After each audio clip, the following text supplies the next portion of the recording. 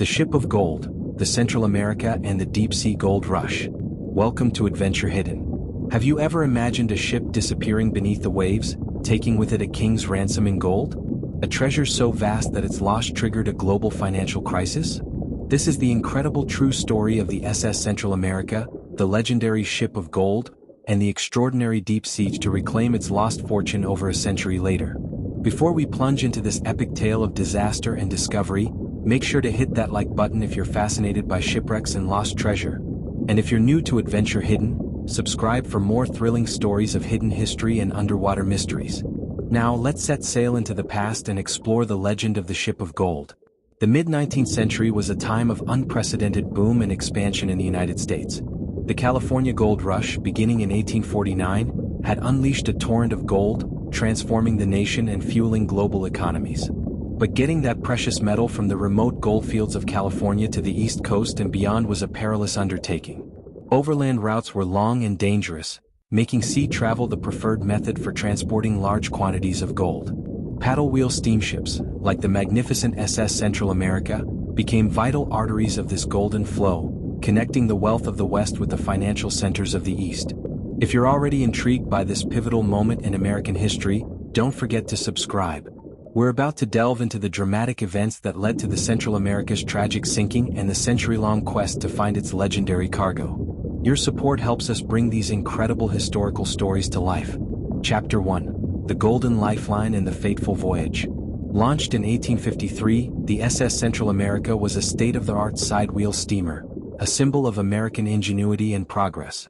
Measuring over 280 feet in length, she was designed to carry passengers and valuable cargo between California and the East Coast, via a land route across Nicaragua.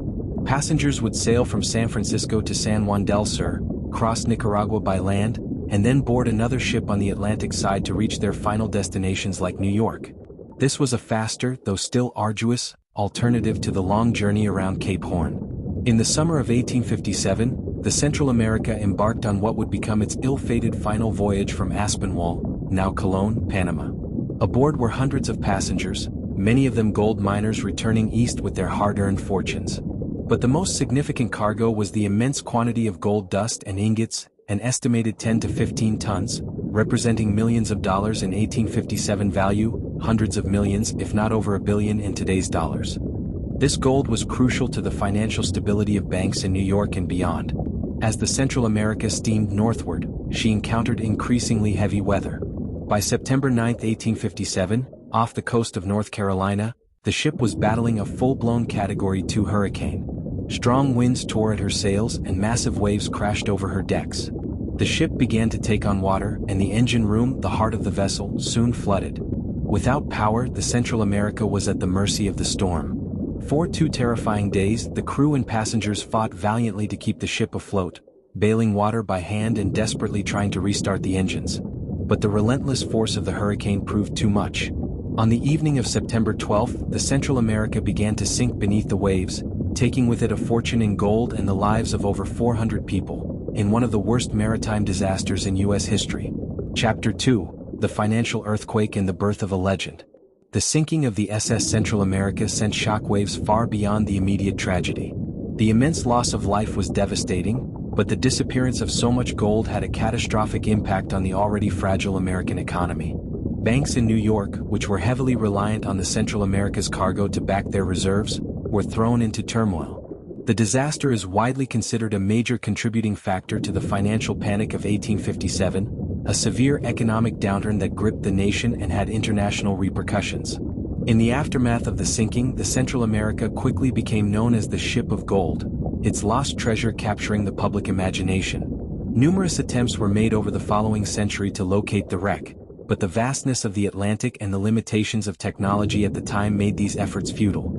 The precise location of the Central America remained a mystery, its legendary cargo resting undisturbed on the ocean floor, thousands of feet beneath the surface. The story of the Ship of Gold became a captivating tale passed down through generations, a blend of maritime disaster, lost fortune, and the enduring dream of uncovering unimaginable riches. The sheer scale of the potential treasure and the dramatic circumstances of its loss ensured its place in the annals of maritime legend, fueling the hopes of future treasure hunters who dared to dream of finding the motherlode of all shipwrecks. Chapter 3: The Visionary and the Technological Leap. Fast forward to the late 20th century, and the dream of finding the Central America was rekindled by a determined marine engineer named Thompson. Thompson was a visionary with a deep fascination for history and a keen understanding of cutting-edge underwater technology. He believed that advancements in robotics and deep-sea imaging had finally made locating the wreck a real possibility. In the 1980s, Thompson assembled a team of scientists, engineers, and investors, raising millions of dollars for an ambitious expedition. He designed and built a revolutionary remotely operated vehicle (ROV) named Nemo, equipped with advanced sonar, video cameras, and robotic arms capable of manipulating objects at extreme depths. Nemo was specifically designed to withstand the immense pressure and navigate the challenging terrain of the deep ocean floor. After years of meticulous research, poring over historical records and utilizing sophisticated sonar technology, Thompson and his team finally pinpointed a likely location for the Central America about 200 miles off the coast of North Carolina, lying at a depth of over 7,200 feet, more than 2,200 meters. In 1988, Nemo descended into the abyssal darkness and captured the first images of the long-lost ship of gold. The wreckage was remarkably well preserved, and scattered among the debris were the unmistakable gleam of gold coins and ingots. Can you imagine the thrill of seeing that gold for the first time after over a century beneath the waves? If you're as captivated as I am by this incredible discovery, make sure to like this video, and stay tuned to see how this amazing find unfolded. Chapter 4: The Triumph of Recovery and the Seeds of Conflict. The discovery was just the beginning. The challenge of recovering the gold from such extreme depths was a monumental engineering feat. Nemo was equipped with specialized tools to carefully collect the gold coins, gold dust contained in strong boxes, and massive gold ingots, some weighing dozens of pounds. The recovery operation was painstaking and time-consuming, but over several expeditions in the late 1980s and early 1990s, Thompson's team successfully brought up tons of gold, estimated to be worth hundreds of millions of dollars. The recovered treasure was a breathtaking glimpse into the wealth of the gold rush era. Thousands of pristine gold coins, some in near-mint condition, were brought to the surface, along with intricately designed gold artifacts and personal belongings of the passengers. The ship of gold had finally yielded some of its long-held secrets. However, the triumph of discovery and recovery soon gave way to complex legal battles and controversies. Disputes arose between Thompson and his investors, who claimed they were owed a larger share of the recovered gold. Lawsuits were filed, and the once celebrated discoverer became embroiled in a protracted legal saga that would last for decades. Adding another layer of complexity, descendants of the original passengers and the insurance companies that paid out claims after the sinking also sought a stake in the recovered treasure.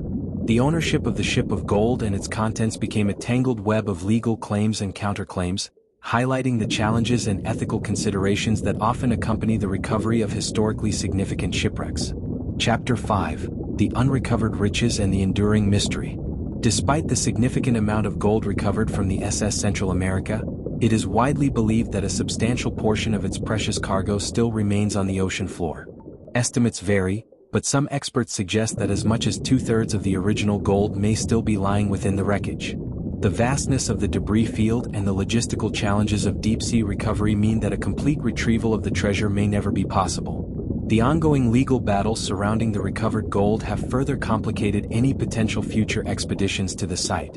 The question of ownership and the immense costs associated with deep-sea recovery make future large-scale efforts uncertain.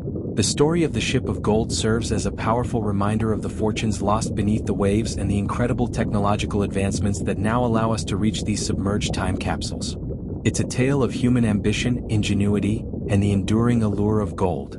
While a significant portion of the Central America's treasure has been brought back to light, the vast remainder continues to rest in the silent darkness of the deep Atlantic, an enduring symbol of a lost era and the countless secrets still hidden within our oceans.